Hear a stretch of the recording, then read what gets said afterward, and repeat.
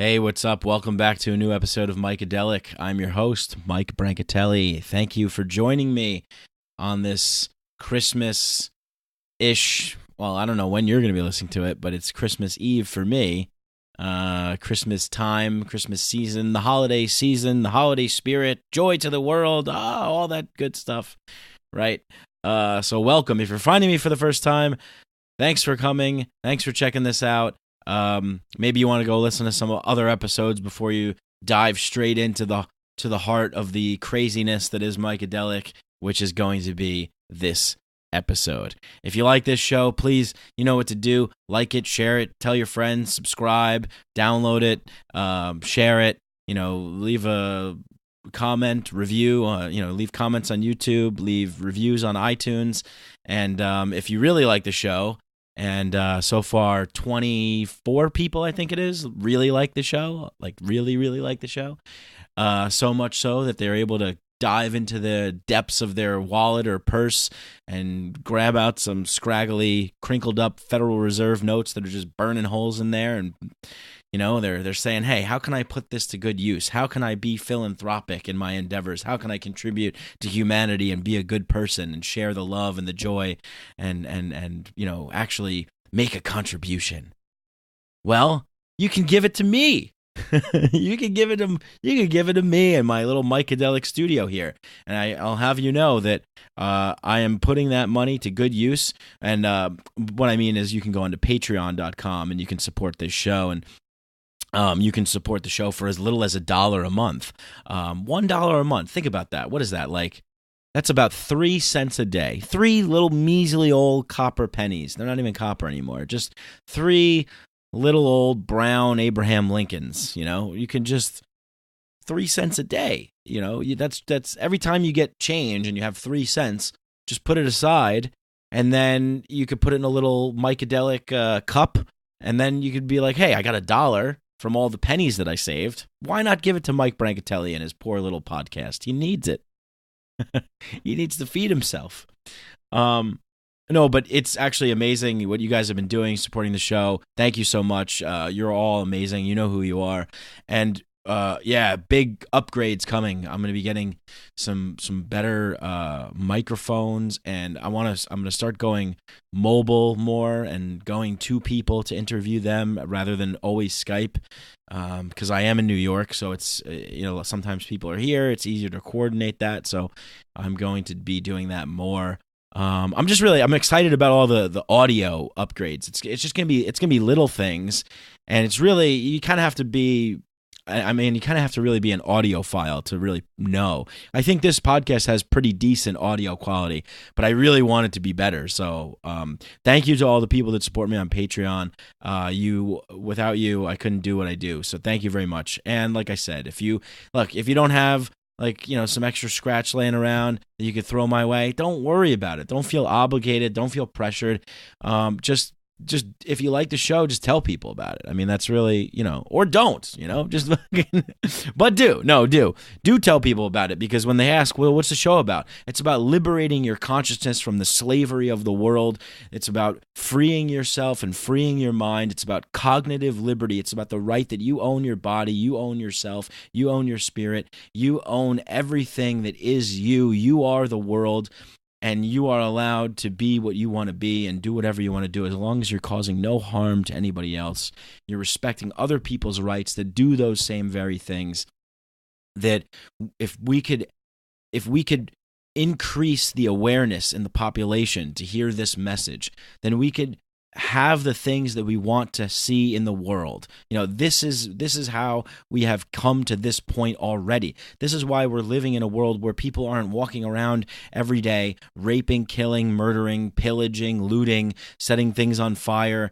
I mean, that shit happens, but what I'm saying is, we're not living in a barbaric, primitive, chaotic world. We're living in a world where we have technological innovations that we could have never dreamed of just even 20 years ago. And it's all made possible by the voluntary collaboration and competition of free, independent, liberated human beings all over the world who who are soaking up wisdom and knowledge every day, choosing to practice in things that increase mindfulness, increase awareness, living more in the present moment, being more in the here and now. And when you are more in the here and now, you are more awake, you are more aware of what is really going on in this fucking real three-dimensional world that we are breathing in and existing in right now. Right now. And so many people are on autopilot, and they just go about their days, and they're thinking about the past, and they're thinking about the future, and they're forgetting that everything that's going on is right here and right now. And as cliched as that is, it's true. And if you are awake and you are aware, and the more people that are, then the more people that can put their hands on the ship and turn the wheel to guide us away from the iceberg. You know, that is essentially that's why I do what I do, is because we have a chance at making our lives better. Now, you can individually make your life better, and I'm 100% for that. Please do.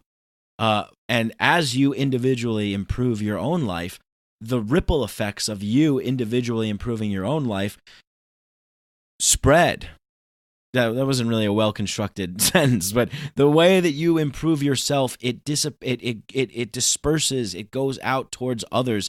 There's an energy field, there's a force, if you will, that spreads. It's contagious. When you're improving your life and when you're improving yourself, other people around you have a better chance of catching that, as well. And I think it's just a tremendous thing, because why not? Why not try and play the human game to the highest level, And, why not try and make things better? There's certain things that we can make better for ourselves, but there's certain things that we just can't, like, that we want to see that we would like to be better, but it takes a collective effort to make that better, to make certain kinds of laws change or perceptions change. I mean, really, hearts and minds changing and opening up is the key to living a more peaceful, free existence, where there's a better chance of prosperity, fun, enjoyment, and increasing, increasing the satisfaction of this human experience. And if there's any place in the world where we have a shot at doing this the best, it's probably here in America. I mean, there's definitely other places too, but we have a good shot of really turning the tide and changing things for the better. And anyway, so that's a long-winded answer about what this show's about. But it's also about, the healing power of psychedelics, about how psychedelic medicines and psychedelic drugs, whatever you want to call them, can not only provide for a fun and enjoyable experience in using them in a recreational way, but are also used in many other ways, and have been used for many other ways thousands of years, in ceremonial ways, in spiritual kind of ways, in healing ways. There's a lot of people that are sick in our society, and a lot of people could benefit from the healing power of psychedelic medicines. Basically, I talk about these things from my point of view, from my experience, and sometimes I have guests on the show to talk with them, authors and writers and big thinkers and so forth and so on. But a lot of the times I kind of want to I want to communicate how I see the world from my point of view. I want to communicate my experience and my interpretation of things. And if you guys are down to listen to that, it makes me just fucking so happy, because I'm able to I'm able to kind of put thoughts together and actually think new things. Like, I don't know what I think sometimes until I say it, and then I get into this weird like flow state where I just start talking, and I don't know where the words are coming from. They're just coming from somewhere, and I'm just spitting it out, and it's just kind of rolling off my tongue, and all of a sudden now I'm creating something, and I'm creating something because you guys are telling me that this is good, you should do this, and I'm like, okay, cool, like I'll do it. And it's like this collaborative effort between the feedback I get and between the just inspiration that I'm called to just start speaking and to start saying things. Now, with that being said, I know who I am. I know I'm not an academic. I'm not a scientist. I'm not, I'm not a philosopher. I'm just a person. Okay, I'm just a person, and there's everybody is just a person. Okay, everybody is just a person. Some people have done more work than other people. Some people have read more things than other people. Some people have a higher intelligence. Some people have a different kind of higher intelligence. Some people have more of a higher emotional intelligence. Some people have a higher rational, logical intelligence. There's different kinds of intelligences. There's different kinds of personalities out there, and it's all beautiful. It's all great. There's no one that's better than another. Maybe there's one that I'd rather prefer to be than another, but this is an experiment in speech. This is an experiment in thought, and I thank you so much for joining me today. And I'm a little fired up. I got to be honest. I'm a little fired up. I'm a little angry, and I'm angry because I'm human, and I love being human, and it's fantastic. I mean, being human is so great. You get to, eat chocolate and take big poops, and you get to, say things that make people react in a certain way, and you get to laugh. And how good is laughing, right? Oh my God. I wish I was funnier on this podcast, but sometimes it's just in the moment for me. I don't want to, I hate being contrived and forcing it. And maybe that was one of the things I didn't like about stand-up so much. I mean, geez, I love just kind of winging it on stage. It's a lot more fun. It's a lot more fun to walk on the line, walk that tightrope between, on the precipice of chaos and order, of danger, and,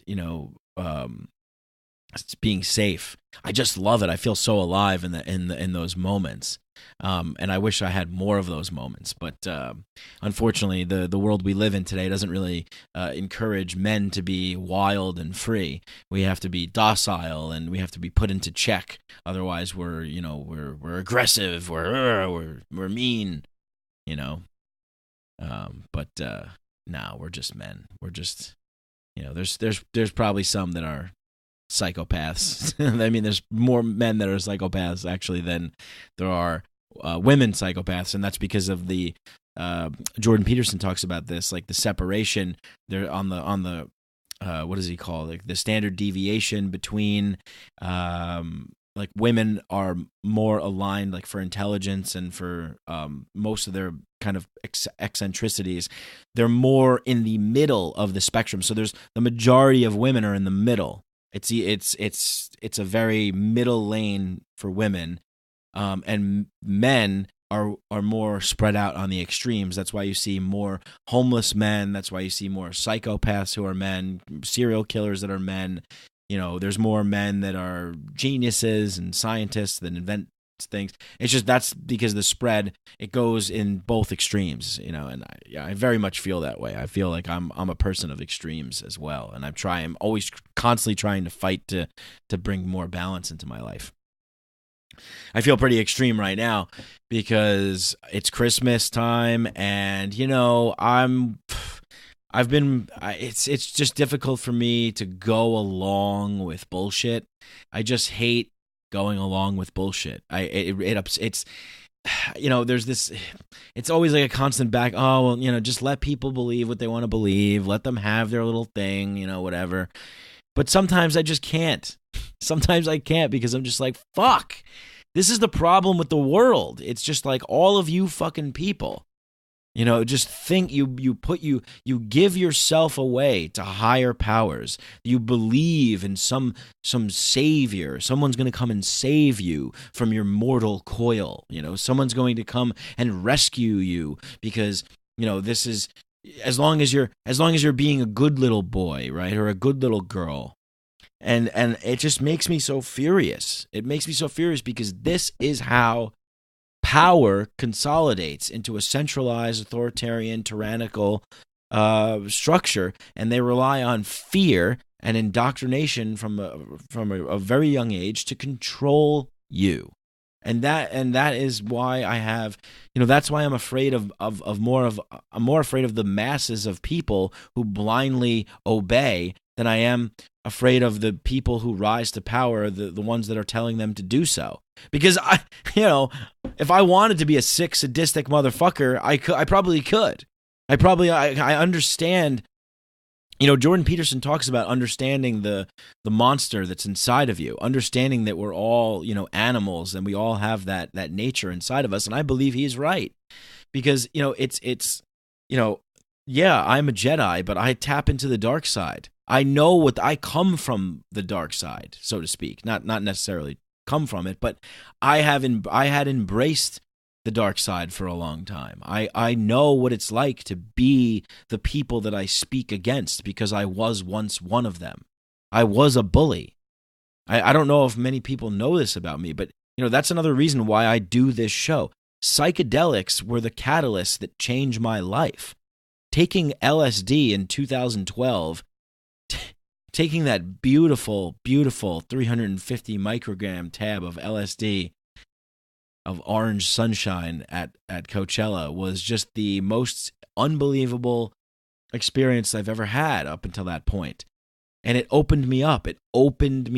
It made me see things from a cosmic perspective, from an infinite perspective. I was no longer living in a finite world where there was give and take. If you take a slice of the pie, then other people aren't left with it. And I was no longer living in a limited world, a world where there were walls and boundaries. I was living in a world that was malleable, because that is how the world is. It is malleable, and on my last old podcast that I released, it was an old one. I don't know why I didn't release it. I just had it laying around for a while. But I talk about that Steve Jobs quote, and that's why I labeled it Poke Life, because if you poke life, something will pop out on the other side. It's malleable. It's moldable. And that was the first time that I realized that I can control my own destiny, that I can create my own reality. I was like, holy shit. And it freed me from a lot. But it didn't just free me. It reminded me of all it reinforced with beautiful articulation and a lucidness that I had never experienced before. It just said, yes, you're right. All the things that you've been thinking and feeling are right, and we're gonna make it in a way that you understand. And it did. It communicated it to me in a way that I understood. And I went, oh yeah, yeah. It's all perfect. It's all love. It's all, there's nothing to be afraid of. There is nothing to be afraid of. I mean, this life is a beautiful thing. It can be a beautiful thing, but we have forgotten. That is what has happened to humanity. We have forgotten who we are, and we have created prisons to entrap ourselves in. We have constructed these prisons of limiting belief structures, and it's such a shame. It's such a shame, because we are not living up to our potential. And potential is way greater. It's way greater than that. And so it completely sent my life on a whole nother direction, and it opened me up to this new possibility that I didn't think was possible. And so after having that experience, that made me kind of want to talk about it. But I also felt like, well, I can't really talk about this stuff because I don't want to seem crazy or whatever. And there's another limiting belief, right? It's like, and Rick Doblin talks about this. He calls it coming out of the psychedelic closet. Because it's like so many people have benefited from psychedelics. Why are we keeping this thing secret?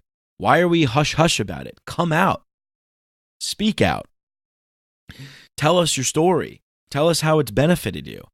It's like it's like going on an expedition, right? And you're like diving into the deep seas and you're hoping to find something, treasure or something. And all of a sudden you stumble upon the lost city of Atlantis and all the Atlanteans, and they're all still there, and they have all this technology and riches and beyond your wildest dreams, and they take you in and they show you around and they say, now, go back to the world and tell people about us.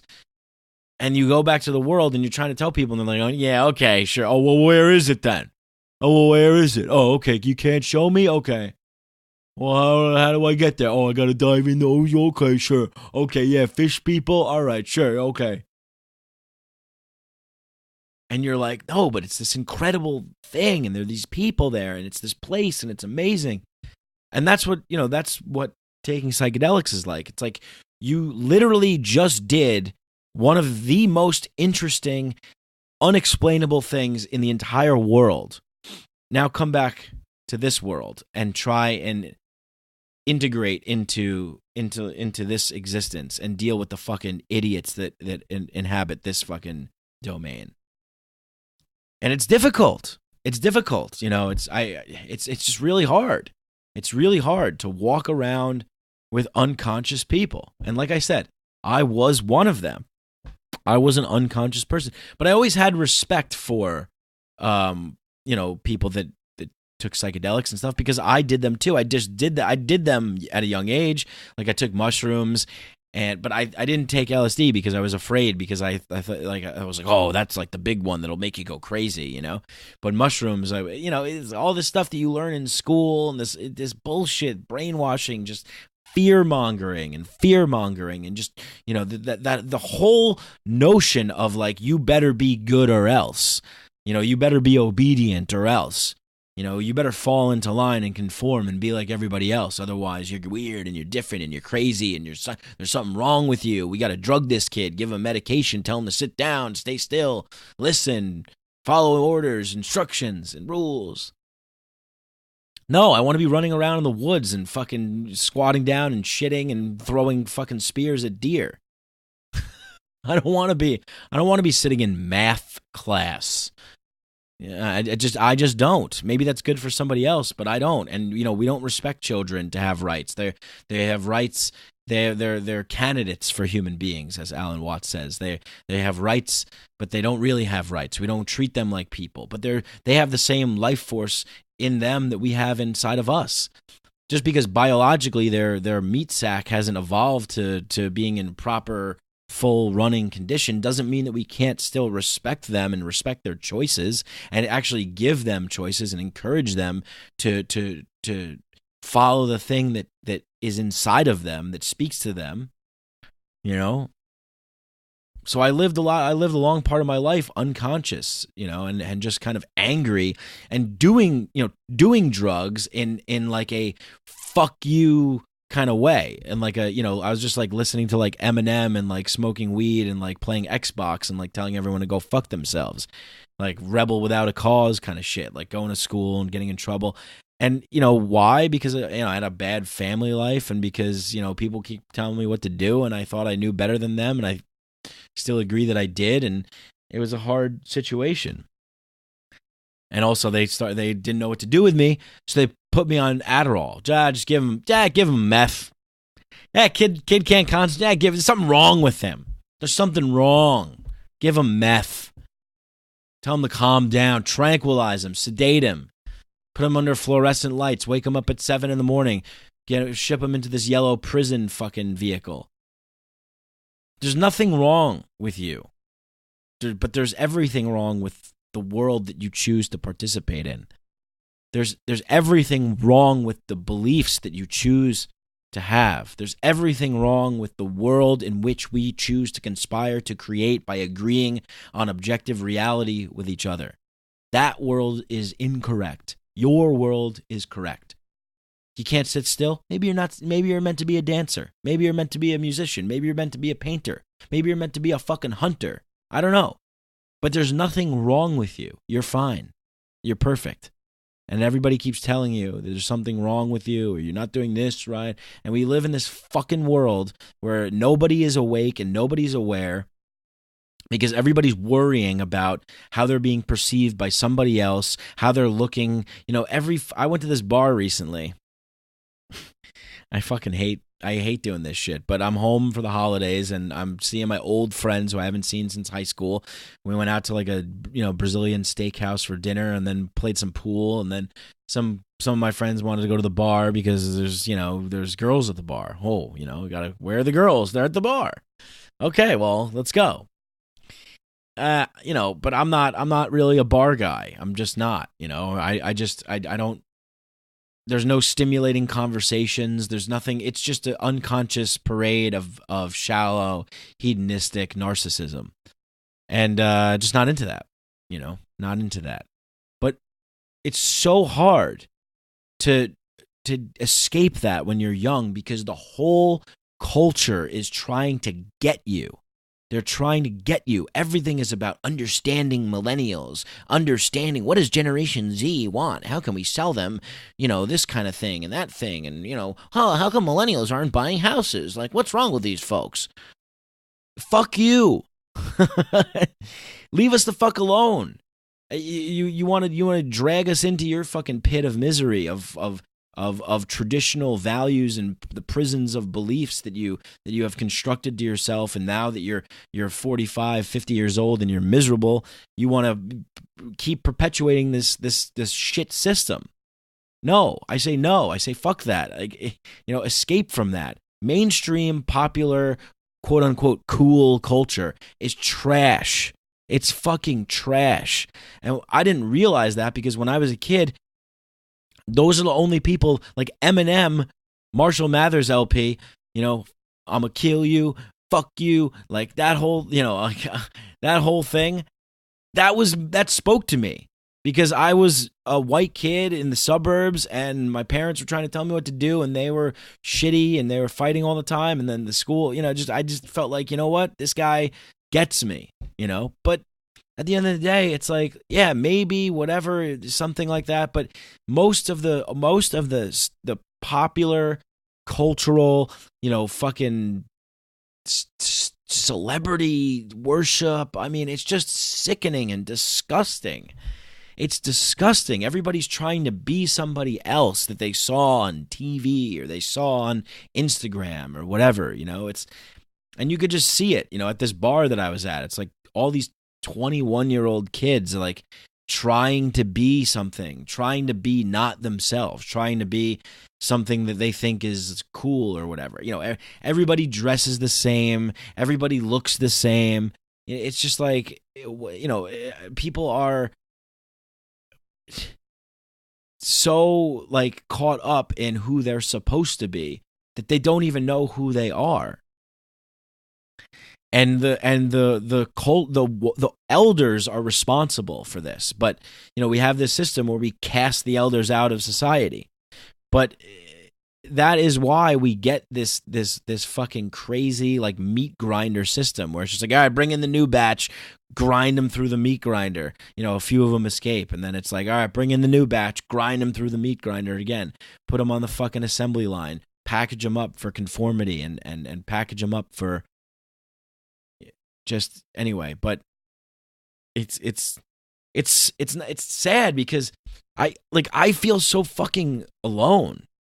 Like I feel, and like I always think like, is there something wrong with me? Like, am I crazy? I just so I don't know. I'm at this bar. I'm standing there, and this girl is like next to me, and this young guy is like standing next to her, and he's just like reciting like the lyrics that are in the song that's playing. He's like, yeah, and I'll take you out, and I'll give you whatever, girl. And I'm like, that's like why. And he's like right in her face, like, she's kind of just like, oh, okay, like whatever. It's like, dude, what are you doing? Like, and then if I walk up to someone and I say something like, hey, like, how you doing? Oh, that's not a good line. That's not a good, you can't just say, hey, how you do? I can't just be like, hi, I'm me, I'm here, I'm real. I don't care about bullshit, and I just want to know about you because you're attractive, and maybe we can have fun. Is that? No, because that's not like, it's, and then everything has to be whatever. I'm just ranting, but my point is, that we have all of these frustrations and these anxieties and these problems and things that we create and we make into problems, but they don't have to be that way. It doesn't have to be that way. It's all constructed. And again, back to, psychedelics, because of course, the catalyst for as Terence McKenna says in the beginning of this show, it's like that's what psychedelics can do for you. They can dissolve your notion of what you think the world is. They can make all of those constructs erode until there's nothing left but just you, what you really are. And that's what's real. That's what's interesting. That's what's exciting about this life to me.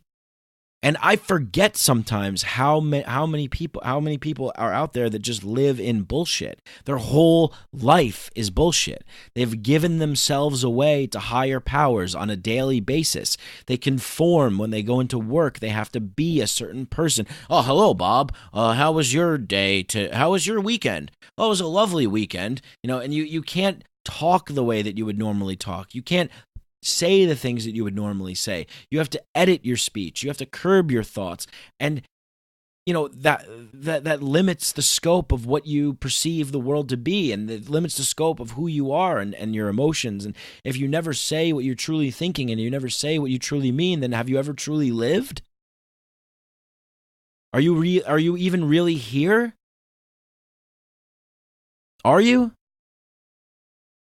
Or are you just conforming and conforming and conforming so much and giving yourselves up to these higher powers and being enslaved by them and worshiping at the altar of them until the point where you're so lost, you're so in it that you're just it's like every day is the same. Every day that you live is just the same day. And the only difference is that you start losing your hair, or you start going gray, or you start getting fatter, or you start, your knees start aching or something like that. And eventually you're just in a fucking hole, and worms are eating your fucking ass out. Worms are eating your ass out. Worms are eating your bones, man. So it's just insane to me. It's so insane to the point where it's like, I feel that I'm insane. Like how is this possible? Like I feel with every fiber of my being that I'm correct, that I'm right, but it's not a kind of correct rightness where I'm like, I'm better than you because I know things. No, it's not about that. It's just like, come out and play, live in truth with me. Live in the now, in the here. And I'm so frustrated by that. I feel I'm frustrated by that because I feel so alone. I feel so lonely that I can't have conversations out with people like that. I can't interact on a real way without being trapped in some kind of bullshit. I think a lot of people are not afraid of me, but a lot of people, I definitely get a lot of people to have emotional reactions to the things I say. And I think it's because they're afraid. They're scared. They don't want to know. They get upset when I burst their bubble. And, this happened with my ex. This happens with my parents. This happens with everybody, people I work with. They don't want to know. They don't want to be talked to the way that I talk. They don't want to be. They want certain things. They want things to be a certain way. And I'll give you an example. It's just, my parents were like going to church, and my dad asked me if I wanted to go, and he knows how I feel about church. How I feel about the teachings of the Bible are different.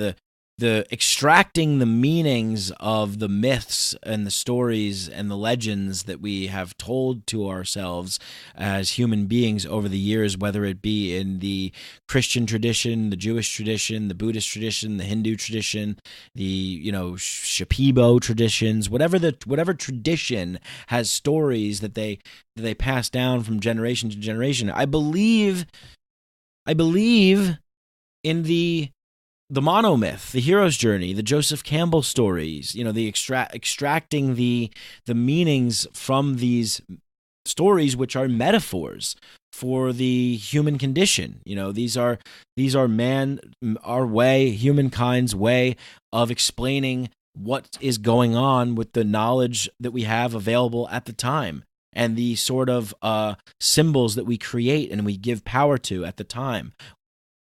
We worship these old books for a different people from a different time, but we make it seem like they're special.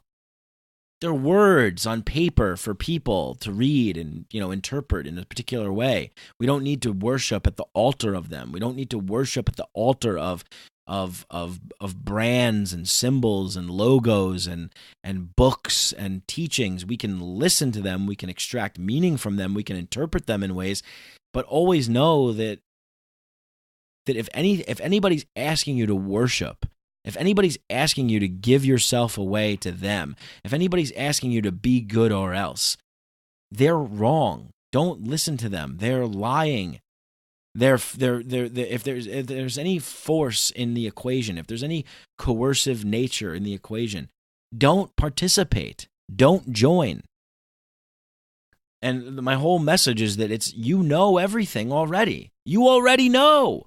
You know what's real. You know what's true. You know what's right. And all you have to do is, shatter your illusions and live in truth. And take 2 steps forward and walk in the now, in meaning, in every second of every day. Because there's no such thing as the past. We worship this past.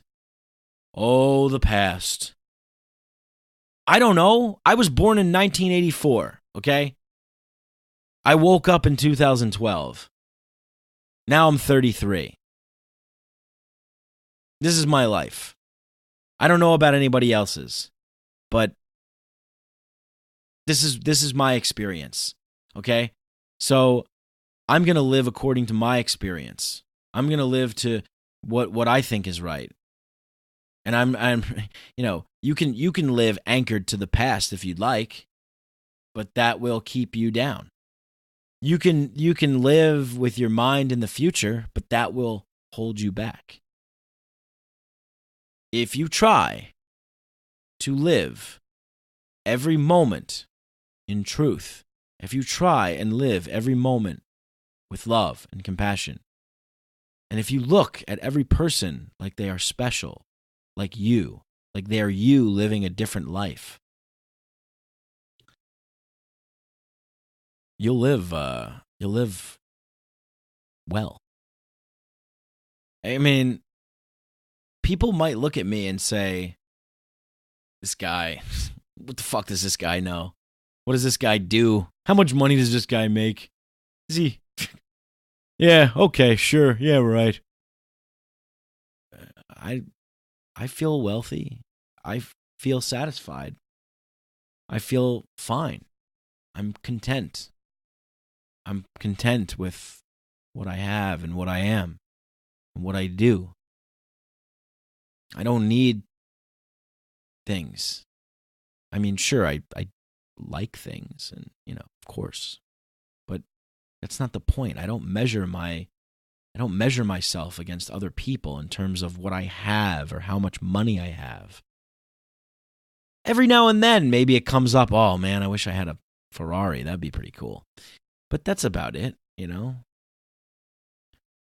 But I feel I think maybe some other people would look at me and say, oh yeah, he's trying to figure his life out. Who knows, he's got to get it together, and he does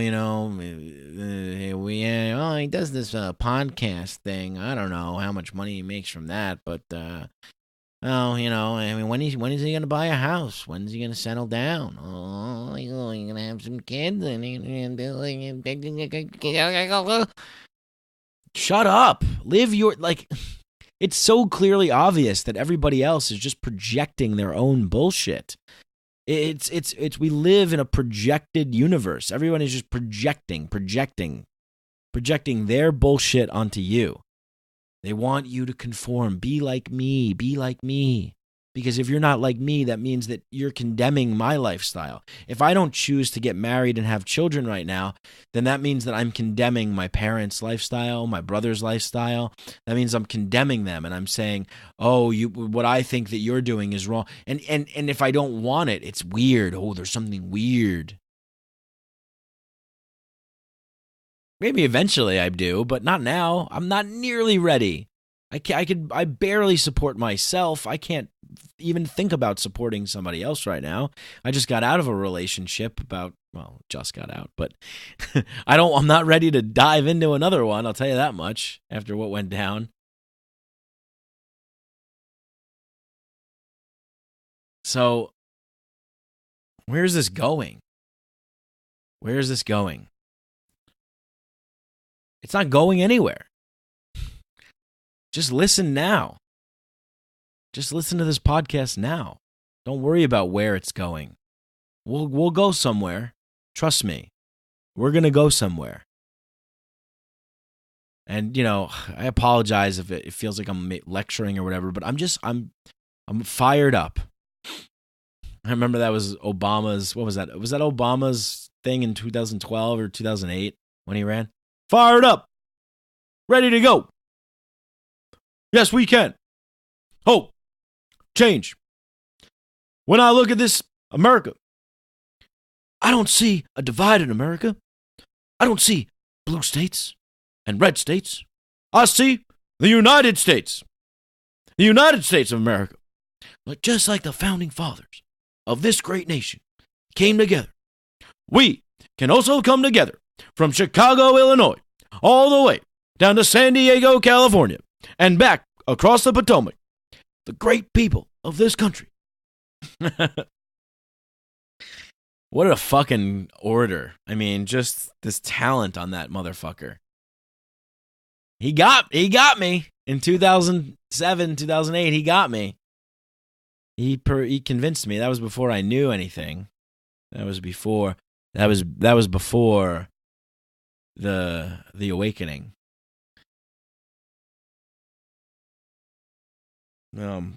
Slick talking son of a bitch. But that is what human beings are. It's we are not logical and rational as much as I would like to believe that we are. We're not. We are not. We are emotional beings that try and limit things to its most simplistic nature so we can understand them. So when a smooth-talking guy comes around and says, we need to change. We need hope. Real change. Change that you can believe in. I remember being on the south side of Chicago, playing a couple of pickup games of basketball. Then I was going uptown, and I said, we need to have change uptown. I don't know what I'm saying here. But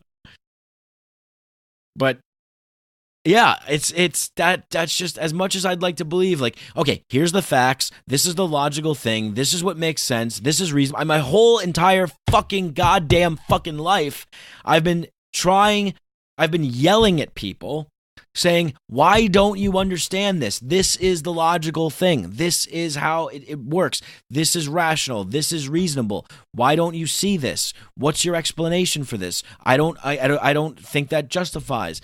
I can't possibly accept irrational justifications and reasons for things. So I'm constantly trying to find truth. But people don't want to live in truth. Most people don't want to live in truth. What most people want to do is they want to live in comfortable illusions. Comfortable illusions. They just want to be taken care of. They just want everything to be safe and nice. Oh, Merry Christmas. Oh, Happy Holidays. Oh, Jesus Christ, Lord and Savior. And if you say anything contradicting that, oh, don't say that. Oh, don't say that, please. Oh. I find it so funny. Okay?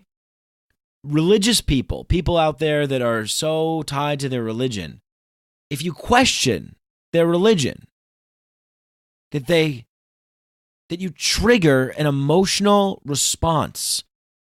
If I question a belief system and you become emotional and defensive and aggressive and hostile about me questioning your belief system, then there's clearly a doubt in your mind with your belief system. There's clearly some sort of fear, anxiety, or trepidation that you have between your belief system and your beliefs. Between the thing that you believe in. If I'm questioning it, or even if I'm mocking it, if I mock or question your belief system, if I mock and question Jesus Christ, and you get emotional and defensive and aggressive from that, then that just tells me something. That's a big cue for me. Because I don't believe in anything. I don't believe. Okay? I take psychedelics, for example. If someone was like, oh, that's all in your head, it's all bullshit, it's not real, I don't believe that stuff works, it's not, it's just drugs, it's, it's bad for you, I can't, I don't care what they say, it's just, I don't believe in that stuff, I don't need to get high, it's getting high, you should go to rehab, you might have a problem or something. Yeah. Well, you don't need to believe. There is no belief required for taking psychedelic drugs. You do not need to believe. You do not need me to tell you, to convince you. All you need to do, if you're curious, if you're doubting it, if you're a skeptic, just take it. That's it. That's all you have to do. Just take it. And you will come to your own conclusions about what you think. There's nothing in this world that is more important than your direct experience. And as Terence McKenna says, the felt presence of direct experience. Now, what does that mean? That means when you are experiencing something firsthand, the feeling that you get when you're experiencing that thing, that is something to be interpreted by you, but that is a version of your truth. That is a true thing that is happening to you now. You took something, it's inside of you, it has a reaction with the cells in your body, and it's making you think things, see things. Things are happening to you. Just like when you drink a cup of coffee, just like when you have a beer. If you drink a cup of coffee, you might feel a little bit more energy. Okay? If you have a couple beers, you might feel a little bit more loose and willing to say some things that maybe you normally wouldn't say. Maybe you tell some dirty jokes or something. If you eat a whole pizza, you're going to feel stuffed and lazy and lethargic and maybe sleepy. If you have a whole bunch of sugar, you might be, wired. You might have a lot of energy. Whatever we put into our vehicles, whatever fuel source we decide to fuel our vehicles up with, the vehicle will react in a certain kind of way. And it's up to us to interpret those things and, possibly even share them with other people if you feel like it. and extract meaning out of it. Because that's what life is. Life is all about that. Life is about experience and extracting meaning out of it and making something meaningful that we can believe in. And that's the only belief that I have. I have a belief in believing in choosing to live your life by giving meaning to something. Because if you give me, because ultimately we could sit around and say objectively life is meaningless. There's no purpose. What the fuck are we doing here?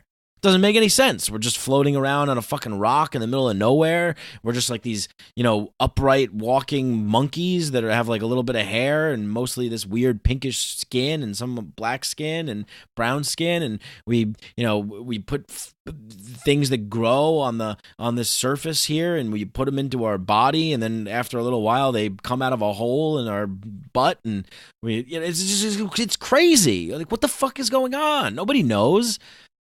But through your experience, you can extract meaning out of it, and you can give your life force, your energy, you can point that into a direction, and you can channel it into something that provides you with some sort of comfort and satisfaction. And I think that,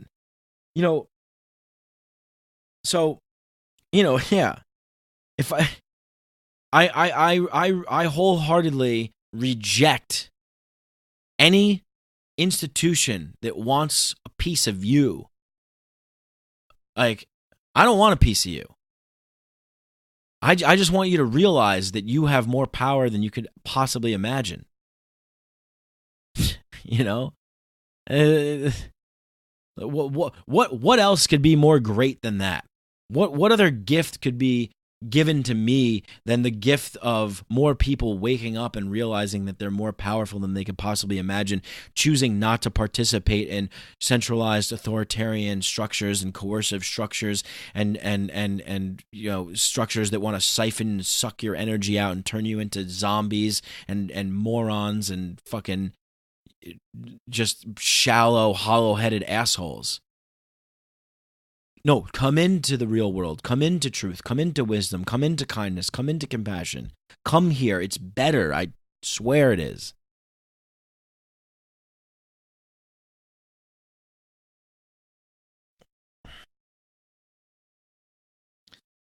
So yeah, I'm triggered.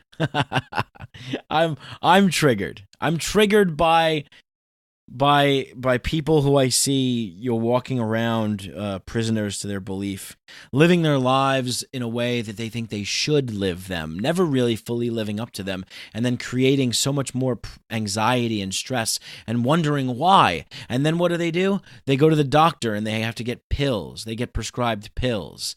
And then they take those pills because they're not feeling well. They're depressed. They're not feeling well. They're sad. They're whatever it is. They have to take these pills now. They go to the doctor. The doctor goes, "Oh, well, yeah, you're clearly depressed. So it's something wrong with you, and we're going to give you pills to make you better." And then those pills have side effects, right? So then you get the side effects from those pills, and now all of a sudden you have migraine headaches that won't go away.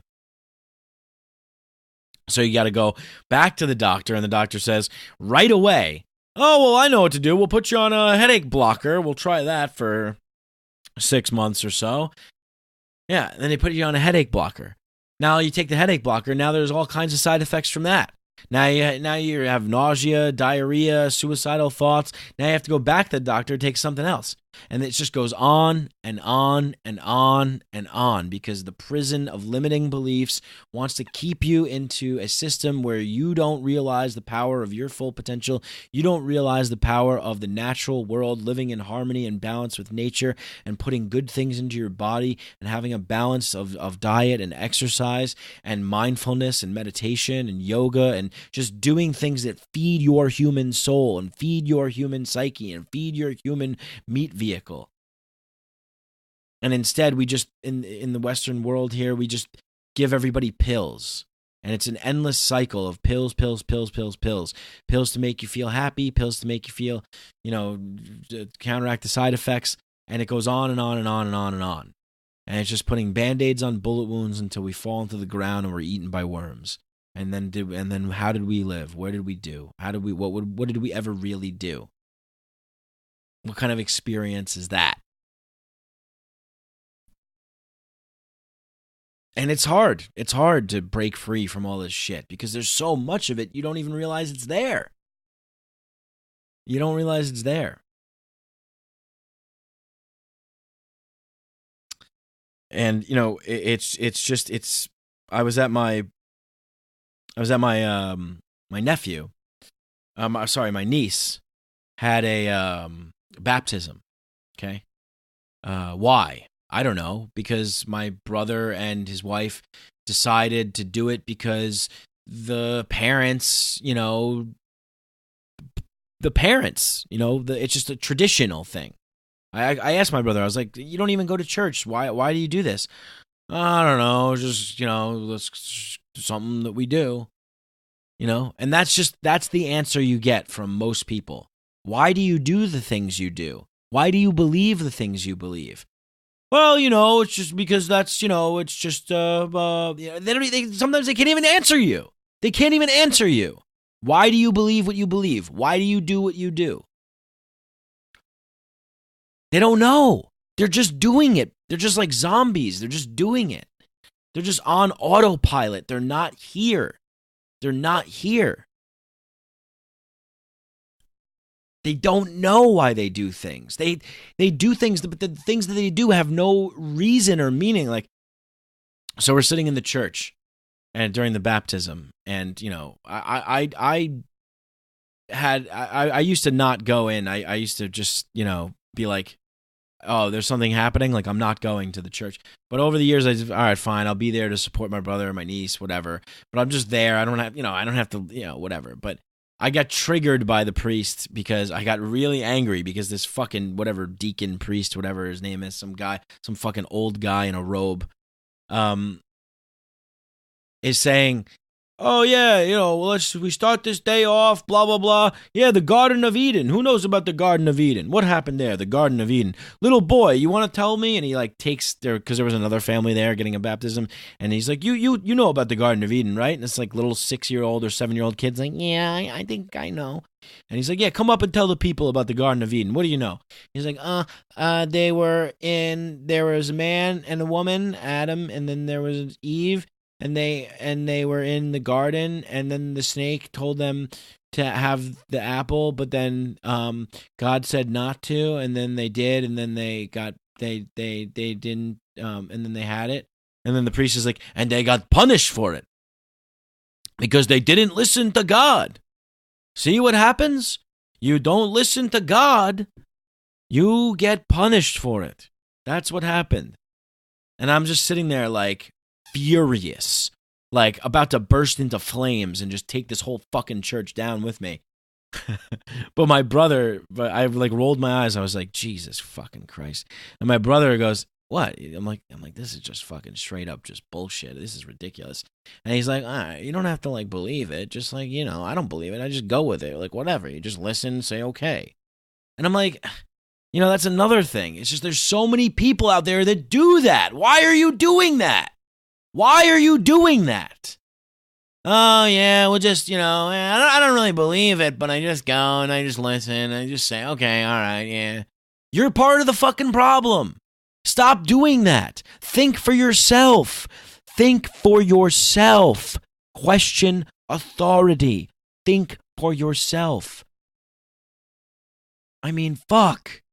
This is how we sleepwalk to Armageddon. This is how we just sleepwalk to disaster. This is how bad things happen in the world. This is how little fucking kids get drone struck and fucking families just die and terrorism springs up in the world and fucking oil spills and people get locked up for smoking plants and treated like animals and thrown in cages and it's just we live in this fucking abusive system where we've just become so used to the abuse that we just tune it out and we just go along with it. I mean, it's insane. It's fucking insane. And people would say that I'm the insane one. I'm the one who's crazy for not conforming to the fucking mainstream narrative of bullshit and sickness and illness and toxic everything. I mean, fuck. And so I'm just sitting there and I'm like, God, I can't fucking believe this shit. This whole religion, because I used to be a very big atheist, like a militant atheist. And then I had psychedelic experience and I was like, well, there's clearly some sort of thing. And I think we can extract meaning out of these stories if we look at it like, in metaphors and things like that.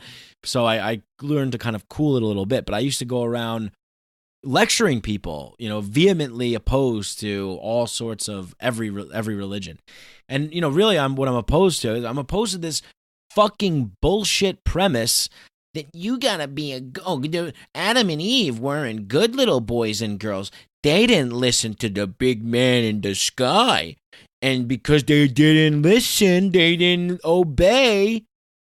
They didn't obey the big man in the sky. That they had to go to the bad place. And we're all suffering because they created this bad world for us because they didn't listen to the man in the sky.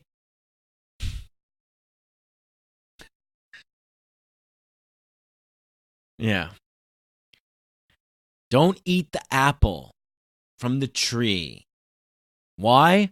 Because it will become like we are. They will become like gods. They will have the knowledge from the tree, and we don't want that. We want to keep the humans stupid. We want to keep the humans living in the illusionary world. Keep them plugged into the matrix, right? What was the apple? Some people think it was a mushroom, not an apple.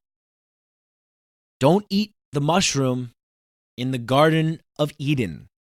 Hey, look at this beautiful garden. It's a utopia. Now we have this fucking centralized authoritarian tyrant that tells you, don't do something because I said so. Oh, because you said so? Who are you? I'm me. And I determine my destiny, not you. I don't care who you think you are. God? Cool. Fuck you. I'm God. I don't care. I don't care. I am the God of my life. You are the God of your life.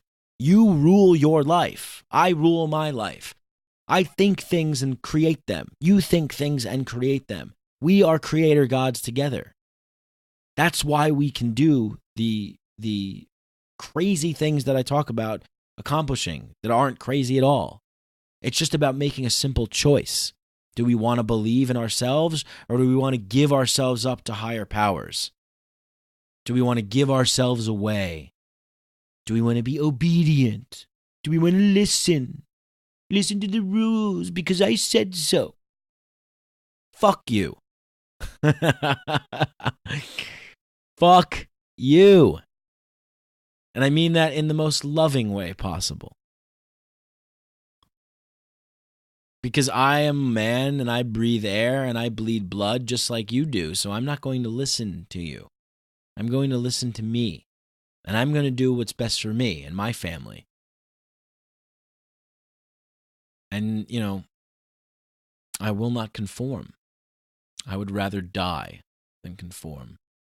I would rather die because I don't fear death. I do not fear death. I want to live. I like life. But I do not fear death because death is merely an illusion. It's just, we are just an infinite continuation of the one thing. You can't possibly believe me when I say that. So don't. A lot of the shit that I say, I don't want you to just believe what I'm saying because that defeats the whole purpose of what I'm doing in this episode. I want you to figure it out for yourself. I mean, no one else is going to do it for you. No one's coming to save you. Whatever people fucking try and tell you, there's always that little voice inside of you that knows the truth. You know you're right. Even when they're telling you you're not, you know you are. You know you are. You gotta massage that little voice and make it a big voice, because it is a big voice, because we are big. We are literally stardust. What is it, like 93.7% of all the material in our body is identical with all the material that's in the universe, carbon, nitrogen, and everything like that. We are literally made of this world. We are made of stardust. We are made of the cosmos. We are made of eternity and infinity. This is it. This is the big game, folks. And maybe that's a problem, maybe that's a problem for me in my life. Maybe it's a problem that I walk around, always experiencing the eternal, infinite, cosmic now. and other people are just trying to get some bread at the bakery. And I'm like, I'm standing there, feeling the fucking infinite cosmos, as I'm standing there. I don't know. It's weird. I didn't ask for this. It's just the way it is.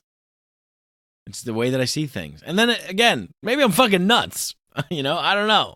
But I'm not hurting anybody. So there's, that's a plus. No one can say that I'm actually harming anybody. So they probably have no reason to lock me away in a padded room. Well, think about that, right? Like, people. How do we determine who's crazy and who's not, right? And who gets locked away and sedated to live like a fucking slave zombie for the rest of their life? I mean, the things that we do to each other. And we do them out of fear. It's whether you're questioning somebody's beliefs or you're questioning somebody's authority, whatever you're questioning, when you're questioning somebody else, they, for the most part, don't like that. Because it challenges their existence. And when you challenge somebody else's existence, when you challenge authority, when you challenge the fundamental structures of reality, people do not like that. They do not like that. It is not funny. They are not fucking around.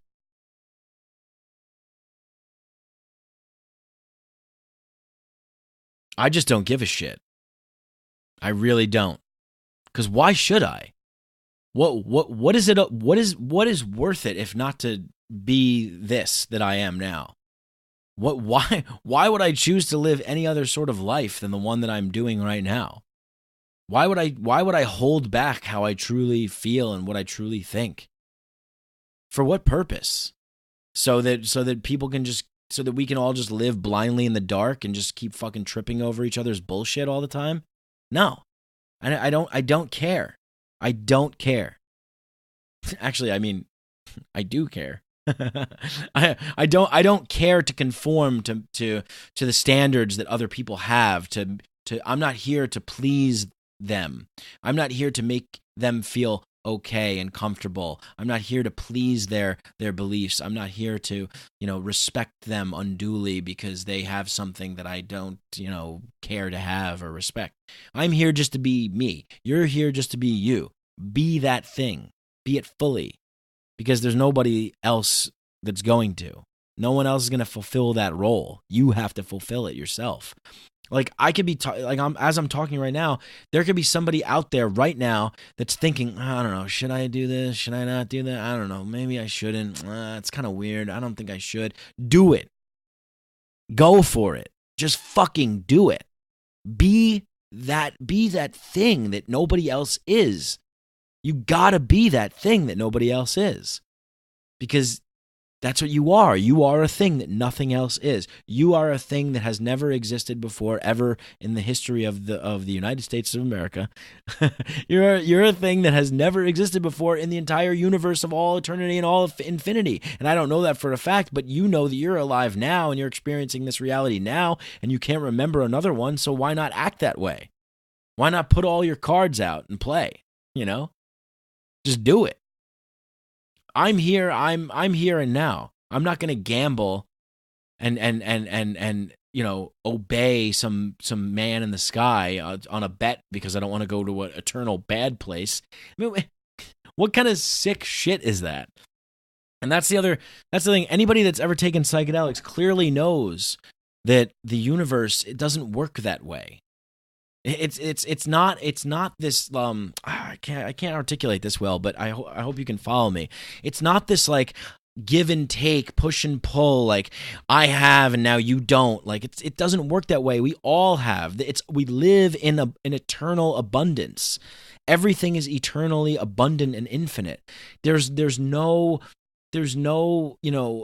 punishment if you fucking jerk off or like look at a married woman's tit or something. I mean, it's just try and be a good person. Try and do things in a way that you would want other people to do them to you. I mean, that's the ultimate golden rule. That's pretty much it. Do unto others as you would have done unto you. I mean, that works. We don't really need anything else. There it is. That's it.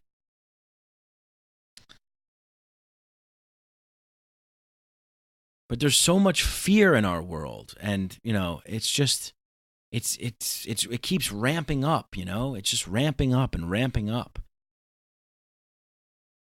And I just I go out and I feel so disconnected. I feel connected and disconnected at the same time. It's strange, because I wouldn't be doing this podcast if I felt disconnected. I feel super connected, but I also feel really disconnected. I feel like, I guess, the best way I could describe it is like, it's almost like I'm walking around in a dream and like I'm trying to get people to wake up and they're still sleeping. And it's like, what, I'm out here living life, and what are you doing? I don't know.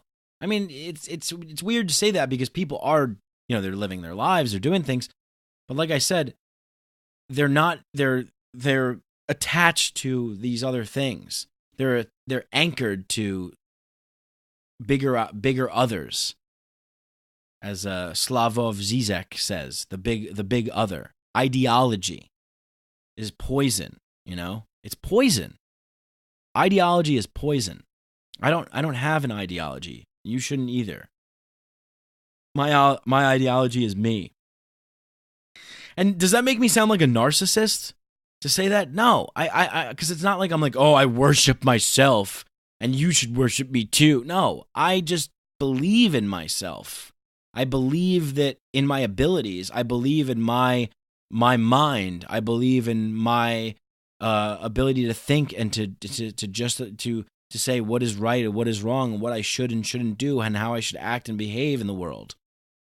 Yeah, man, I and it brings me joy and satisfaction to do things that are good, to be good and to be true and to be real and to talk about interesting and exciting things and to create and to make things and to add to the infinite, to leave a mark, to create a spark, to hopefully other people who are more talented and skilled than I am can do things that I only could dream of, and that just makes me happy. I mean, I get happy that people are just out there creating things and doing things that that I'm like, wow, like if I had more time on my hands, like maybe I could create something like that, but I don't, but it's like, it's just me living a different life, it's you living a different life. And that's why we appreciate, good music and good movies. It's like, wow, we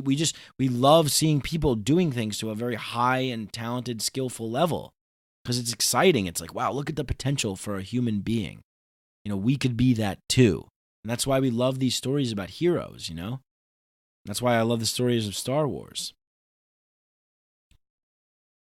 But anyway, listen, I think I'm going to wind this podcast down, but yeah, I mean, you caught me in a fired up mood today, and and I want to see it. It makes me angry to see people walking around trapped. It's like they're not, I see somebody in there. I see the real you inside, but you're not letting it come out. You're trapped by the prison of beliefs. You're living your life according to a certain way that you think you should live your life, instead of just living your life and saying the things that you believe in and who you really are. Like what you think is true and what you think is right and what you think is correct, rather than just, saying, well, that's the law. Oh, that's a sin. Oh, I'm a bad boy. I'm going to go to the bad place if I don't behave. And it's sick. It's sick that we do that to children, that we teach them that. And it's not really teach them that. It's fucking indoctrinating them, brainwashing them. Because we want to create obedience. Obey. That movie, They Live, is the most perfect movie about that. Got it, with Rowdy Roddy Piper. You got to see They Live by John Carpenter. They Live. If you haven't seen it, I think it came out in 1986 or something. I saw it maybe like 6 years ago or something like that. But it's an amazing movie. It's just it's speaks truths to our time. Everybody wants you to give yourself away, to give your energy away, and you give your money away. Consume. Buy into what we believe. Buy into our way. Buy into the state. The state creates the centralized, worship.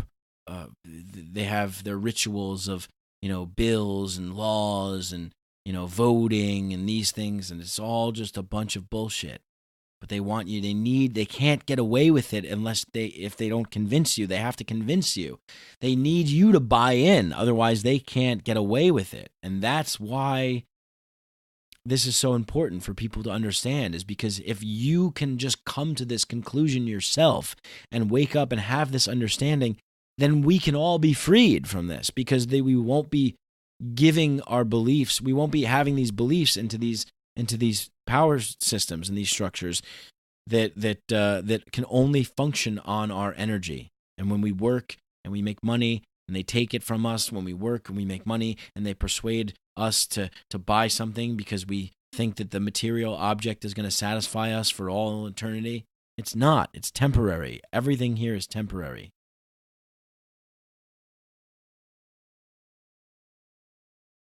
I don't really know what else I have left to say. And a lot of the things that I talk about here, the understanding that I've gained from these things, I'm not a New York Times, best-selling author who's done a bunch of research and wrote a book about these are the things that this is how belief works, and this is how. No, I like I said, I'm just somebody that's living a life, that's experiencing things, and I'm sharing my point of view. And a lot of the information that I've received has been received through ceremonial psychedelic use with the proper intention. With the intention is the reason why I do psychedelics for reasons. I set an intention every time I do them. And I go in with a purpose. What do I want to know? What do I want to accomplish? What do I want to gain and learn from this experience? What can I take out of the psychedelic realm and bring into this realm? How can I plug and play into this, and how can I improve reality? How can I upgrade this system? How can I add to this gaming map that we call life? And that's what I try and do with psychedelics. And I gain a lot of understanding from there, but the understanding I gain doesn't necessarily come in the form of reading a book or going to Harvard or whatever. It doesn't come in that form. It comes in the form of a feeling, and feeling is understanding, as Wim Hof says, and that's true. And it's a cosmic knowing. It's a cosmic awakening. It's a cosmic knowledge. It's an infinite cosmic knowing. And it can't be explained. And anybody that doesn't really know just thinks this is woo-woo craziness. I don't really care. If you think it's woo-woo crazy, go fine. Shut it off. Tell people I'm crazy. Don't listen, it doesn't matter to me. The only thing that matters to me is that if it does resonate with you, please feel like donating to patreon.com/MikeBrank. $1 a month, just $1 a month, and you get lots of things like this, and possibly even T-shirts if I can ever find a good company to do. Oh, I have to call that person that reminded me. They reached out to me, so T-shirts coming soon. No, but yeah, it's just, it's a lot better if we can all agree that like a lot of the things that have held up our civilization are eroding because they're obsolete, because they're built on fear and bullshit. What is that? Chris Ryan always says this quote from Arthur Miller, the playwright Arthur Miller. He says, you can tell when it's an end of an era, when all of society's basic illusions are being exhausted. These illusions, they're constructed to gain control over people, to make people do things so the people who have designed them can benefit off of them. And we're entering a period of time where there's more transparency and connection than ever before, and more people know things, and it's harder to control people and hide things from people. But still, people are getting wrapped up. Media is very powerful. Symbols are very powerful.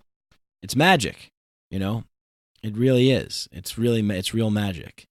It's real sorcery. So, yeah. Okay, well, I think I really have this time finally said everything that I need to say. Believe in your goddamn self, and if you're at Christmas Eve dinner or Christmas dinner or whatever you're doing this holiday season, talk about what you're interested in and share it with people. And they're gonna be weirded out by it, but you know what?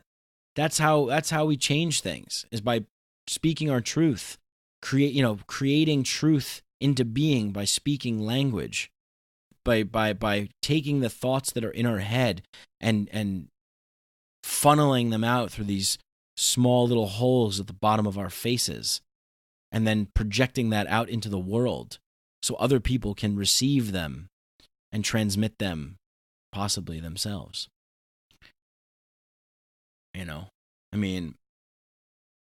Be open about it. Come out of the psychedelic closet.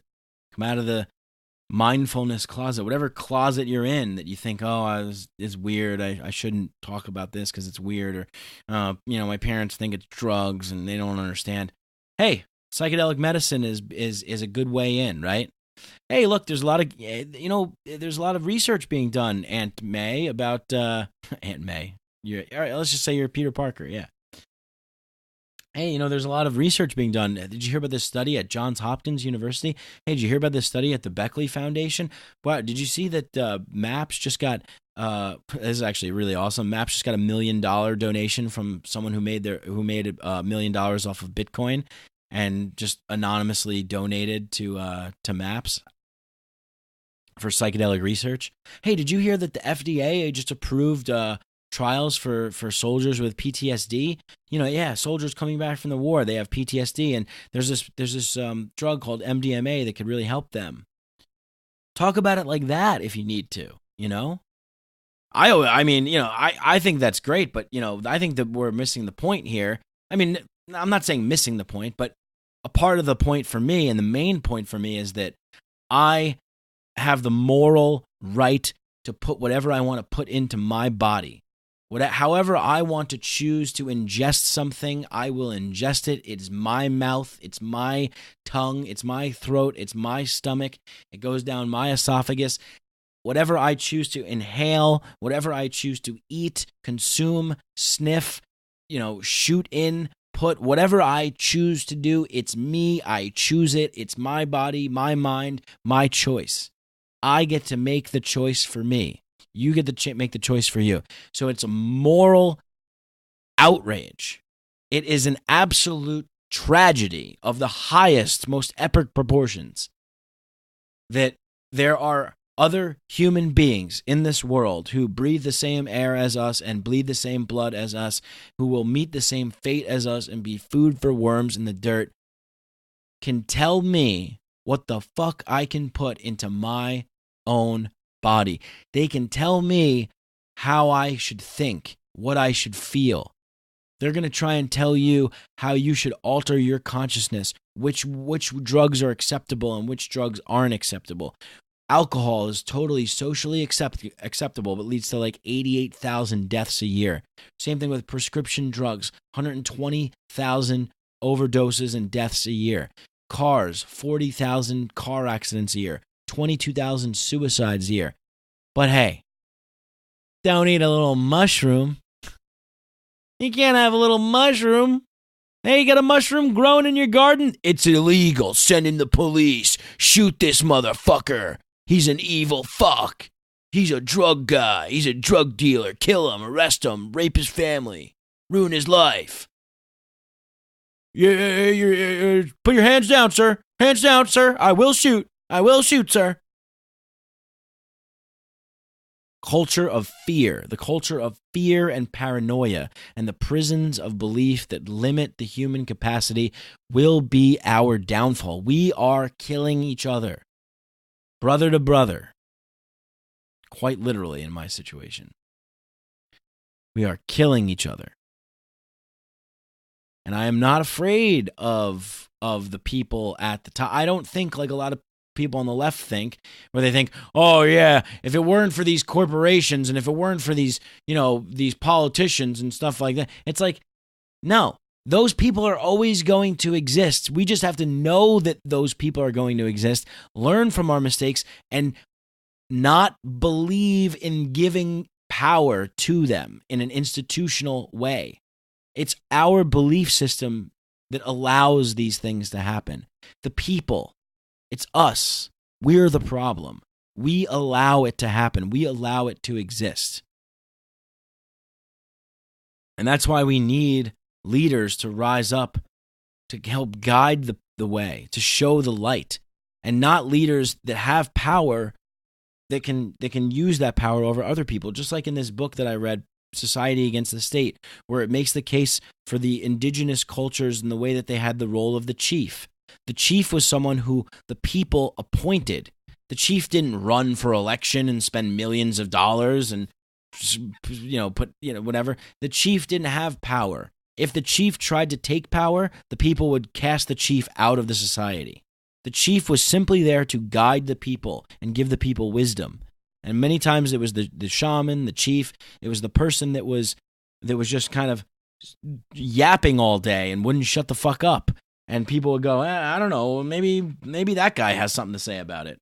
And people would just go over to that guy and be like, yeah, what do you think we should do? What do you think the tribe should do? What do you think the way should be? And he would say, I think maybe we should do this or we should do that. And they would say, all right, we'll take it back to the tribe and we'll see. And that's the way it should be. But the only way that we can have that is we have this, if we decentralize and we live in smaller population centers where we focus on local efforts to make life better, because we're not going to do it in this global fucking goddamn galactic empire.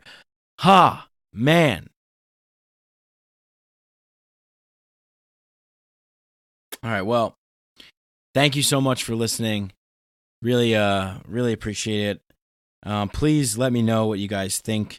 Let me know if you think that, I don't know, let me know what you think about these episodes. I'm always very curious to know about these episodes because some people say they love them, some people say not so much, but I feel that they're beneficial to me because I'm able to get my thoughts out and I'm able to communicate some things that I feel are important to communicate. And I love you all. Speak your truth. Come out of the psychedelic closet. Be open. Be love. Be the change you want to see in the world, man. Be all those things. And live now, because there only is now. There's no past. There's no future. The only moment is this moment. And every moment going ahead in your life is only this moment to come. It's just one big now. The infinite cosmic now. It's a beautiful thing. Merry Christmas. Happy holidays. Peace.